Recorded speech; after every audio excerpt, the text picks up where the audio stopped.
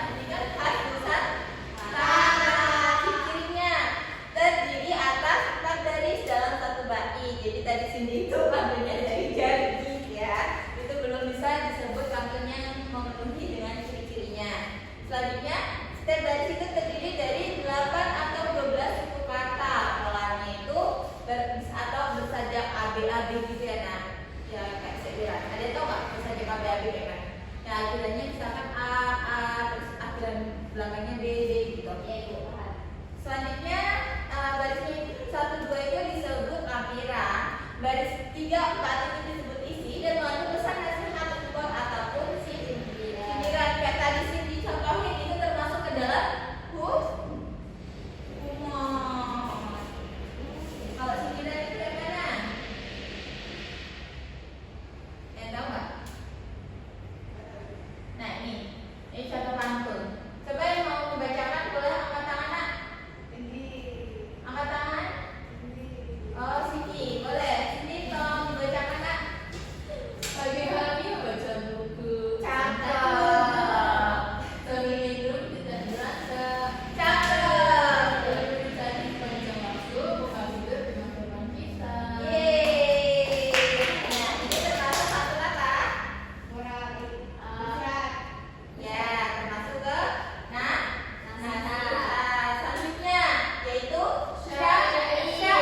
Sebelum memasukin, jadi syair itu adalah salah satu bentuk puisi nama yang berasal dari tradisi apa? Sastra Arab dan berkembang dalam kesusastraan dari Melayu.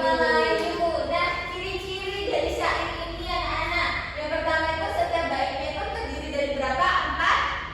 4 baris, betul. Kalau sajanya itu 5 AA seirama ya kalau syair. Selanjutnya jumlah suku kata setiap baris itu biasanya berapa sih di jumlah suku katanya berapa? Nah, Sampai 12, Bu. berapa? 8 sampai 12 suku kata. Nah, semua baris berisi isi ataupun pesan. Betul. Biasanya berupa apa? Berupa apa, Olin? Berupa apa kan? Ajaran ataupun nasihat. Bisa nyontohin nggak syairnya kayak mana? Waduh, Bisa nggak? Kayak syair dari ini, dari yang di Arab itu, yang terkenal itu. nggak tahu. Nggak tahu ya? Tapi kok. Nah, contoh syair, boleh Ibu mau menjemput satu anak kepada Olin. Boleh dibacakan contoh syairnya, Nak? Boleh langsung dibacakan. Kayaknya Olin gak sabar banget nih baca syair. Ya, Belajar supaya basah. itu bukan pantun, Nak. Oh, ya betul. Ini syair. Coba ada yang bisa datang nggak baca syair gimana? Belajar terbaik sepanjang masa, ilmu berguna dunia semesta. Hidup bahagia penuh makna, jadi manusia Berguna saat dosa. Cakep. Boleh tepuk tangan? Ini termasuk ke dalam syair. Syair itu berisi ada berisi apa? Pesan hanana. Paham, Ibu. Pesan apa? Pesan orang. Perhatiin di depan ya, Nak ya. Nggak boleh ngobrol. Oke. Nah, ini gurit. Guridan. Boleh dibacakan sedikit? Boleh dibacakan sedikit guritnya itu seperti apa? Gurindam adalah bentuk puisi lama yang berasal dari sastra Melayu. Ada yang bisa nyontohin gurindanya itu kayak mana? Nggak tahu, Bu, belum pernah tahu. Belum tahu ya. Nah, Nah, jadi gurindang itu berisi baris kedua itu berisi apa? Akibat, solusi, dan juga nasihat. Ini contohnya baris keduanya. Ilmu berguna sepanjang hari, termasuk ke nasihat. Nah, coba contoh apa? Kita membacain contoh 1, contoh 2, dan contoh 3. Bergilir ya, bergilir. Dari Andy dulu. oh, ini baca biasanya kan? Iya, baca biasa aja. Contoh 1, jika belajar dengan sungguh hati,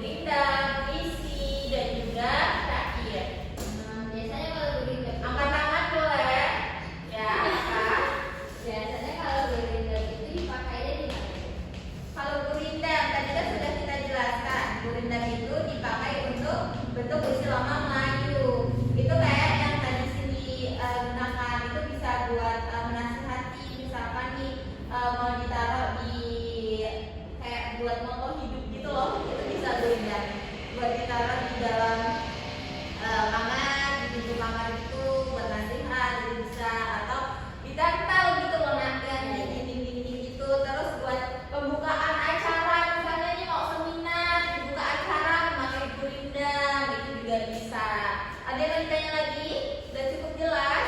Cukup. Ada yang Ini lain? bukan dari Indonesia ya, Bu? Itu dari sastra Melayu. Ya, bukan dari Indonesia, Bu. Iya, tapi kan di Indonesia juga ada orang Melayu. Berarti ini ya, Bu.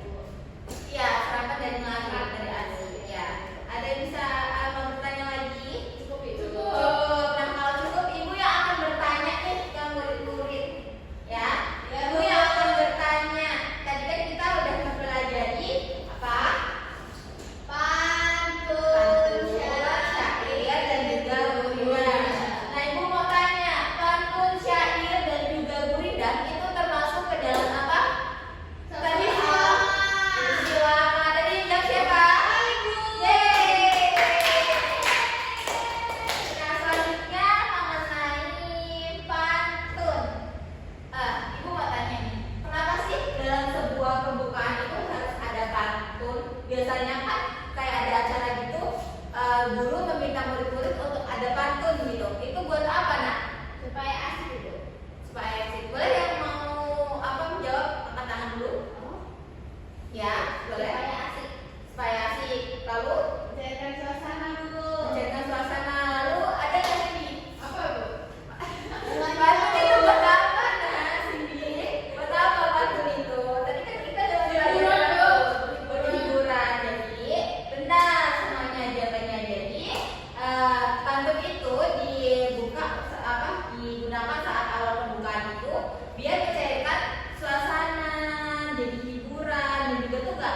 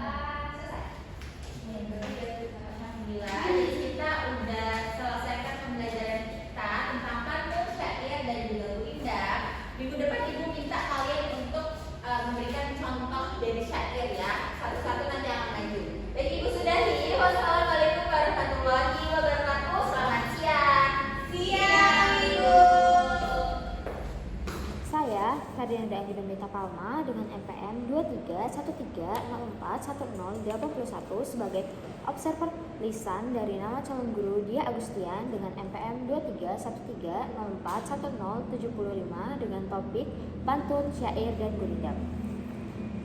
Baik, komponen keterampilan yang pertama yaitu komponen keterampilan dasar mengajar bertanya tingkat dasar, penggunaan pertanyaan secara jelas dan singkat, pemberian acuan, pemindahan giliran, pemberian waktu berpikir, pemberian tuntunan, pemusatan perhatian, dan penyebaran pertanyaan dilakukan dengan sangat baik.